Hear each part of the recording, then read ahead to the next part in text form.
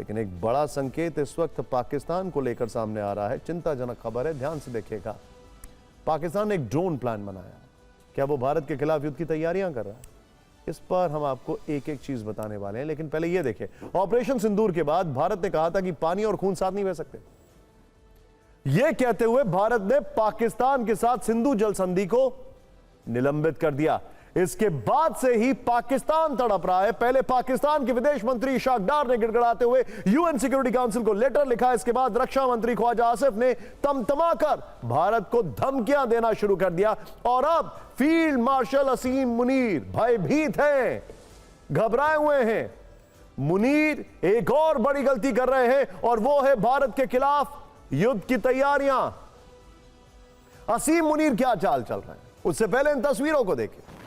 Operation सिंदूर में भारत ने drones और मिसाइल से पाकिस्तान के आतंकी ठिकानों और एयरबेसेस पर भीषण अग्निवर्षा की थी। सिर्फ 3 दिन के युद्ध में पाकिस्तान को घुटनों पर ला दिया था और अब भारत जो है उसको ये चुनौती देने की कोशिश कर रहे हैं। लेकिन तब ये भारत के सामने गिड़गिड़ा रहे थे, रहम की भीख मांग रहे थे। इसके साथ ही पाकिस्तान को समझ में आ गया था कि भारत के पास ड्रोन, मिसाइल, एआई सर्विलेंस और सटीक हमले की बहुत अच्छी तकनीक है और पाकिस्तान इसमें बहुत पीछे है। अब पाकिस्तान खुद को युद्ध के लिए नए सिरे से तैयार कर रहा है। रिपोर्ट्स के मुताबिक पाकिस्तान ने लाइन ऑफ कंट्रोल पर अपनी गतिविधियां बढ़ा दी है। पाकिस्तान अब सिर्फ पारंपरिक युद्ध नहीं बल्कि आधुनिक तकनीक से युद्ध की तैयारी में जुट गया है। नई तकनीकें जोड़ी जा रही हैं, ड्रोन नेटवर्क तैयार किया जा रहा है, विदेशी सैन्य सहयोग को तेज कर दिया गया है। पिछले कुछ समय में असीम मुनीर ने क्या क्या किया, जरा एक एक डिटेल आपके सामने है। दावा है कि फील्ड मार्शल असीम मुनीर जंग की साजिश में जुट गए हैं। एलओसी पर 8 ब्रिगेड में 35 एंटी ड्रोन यूनिट तैनात हैं। इलेक्ट्रॉनिक वॉरफेयर और काउंटर ड्रोन ग्रिड भी तैयार कर ली गई है। अफगानिस्तान बॉर्डर से बटालियन एलओसी पर शिफ्ट कर दी गई है। 5 बटालियन रावलकोट, कोटली और बिम्बर में तैनात कर दी गई हैं। पाकिस्तान सेना ने एलओसी पर सर्विलांस तेज कर दिया है। दूसरी ओर पाकिस्तान अपनी वायु शक्ति को भी मजबूत करने में जुटा है। एयरबेसों की मरम्मत, नए ठिकानों की तैयारी और आधुनिक लड़ाकू तकनीक हासिल करने की कोशिश इस बात का संकेत है कि वो अपनी सैन्य क्षमता बढ़ाने के मिशन पर है। ऑपरेशन सिंदूर के दौरान भारत ने पाकिस्तान के लिए 11 ऐसे एयरबेसेस पर हमला किया था। नाम तो देखिए जरा, नूर खान, मुरीद, भोलारी, सरगोदा और रहीम यार खान। इस दौरान फ्यूल डिपो और रेडार सिस्टम को काफी नुकसान पहुंचा है। पाकिस्तान इन सभी 11 एयरबेसेस की मरम्मत कर रहा है। असीम मुनीर की निगरानी में इस पर 1000 करोड़ पाकिस्तानी रुपए खर्च किए जा रहे हैं। इसके अलावा पाकिस्तान 2 नए एयरबेस बना रहा है।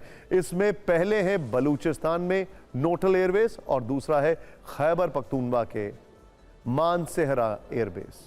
इसके साथ ही पाकिस्तान विदेशी मदद से अपनी वायु शक्ति मजबूत करने में जुटा है। पाकिस्तान को ऑपरेशन सिंदूर के बाद चीन से 36 जे सीरीज के मल्टी रोल फाइटर जेट पहले ही मिल चुके हैं, जबकि उसे स्टेल्थ क्षमता वाला शियांग J-35 इस वर्ष के आखिर तक मिल सकता है। वहीं तुर्की ने कराची के पास एक ड्रोन फैक्ट्री बनाई है। इसकी क्षमता 700 ड्रोन की है। इसके अलावा तुर्की पाकिस्तान के लिए मिलजेम क्लास आधुनिक सबमरीन बना रहा है। यह सबमरीन इस वर्ष के आखिर तक डिलीवर हो सकती है।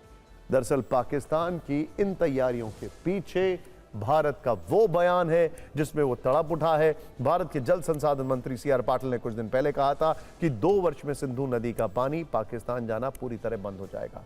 इस पर काम चल रहा है कि पाकिस्तान को एक बूंद भी पानी ना जा पाए। इसके बाद से ही पाकिस्तान के विदेश मंत्री, रक्षा मंत्री और फील्ड मार्शल की तरफ से बयानबाजी तेज। इसे लेकर पूरे पाकिस्तान में किस तरह हलचल है, आइए देखते हैं। इस सब के बीच में अब आप समझिए कि पाकिस्तान क्यों परेशान है। ऐसा दावा है कि भारत ने पहलगाम हमले के बाद जो सिंधु जल संधि स्थगित की, उससे वो वहां हालात धीरे धीरे खराब हो रहे हैं और गर्मी में यह संकट और बड़ा हो गया है। पाकिस्तान के सिंध और बलूचिस्तान जैसे प्रांतों में गंभीर जल संकट की स्थिति है। करीब 1/3 आबादी इस वाटर क्राइसिस से बुरी तरह प्रभावित है।